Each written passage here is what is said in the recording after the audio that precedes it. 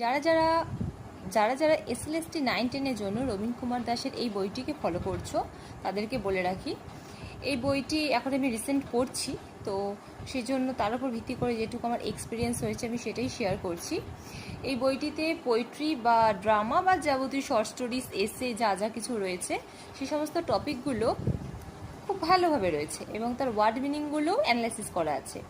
এবার ব্যাপারটা হচ্ছে এমসিকিউ যে পার্টটা রয়েছে প্র্যাকটিসের জন্য, সেই এমসিকিউ পার্টে কিন্তু ওভারঅল ওই যে ওয়ার্ড মিনিংগুলো, সেই ওয়ার্ড মিনিংয়েরই কোশ্চেন আছে।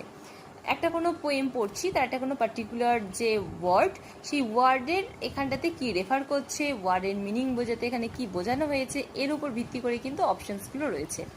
আর গ্রামার যে পার্টটা রয়েছে, সেই গ্রামার পার্টটা আপাতত আমি একটা দুটো চ্যাপ্টারে দেখেছি। সত্যি কথা বলতে এত বেশি এক্সাম্পল, এবং এক্সাম্পলগুলো মানে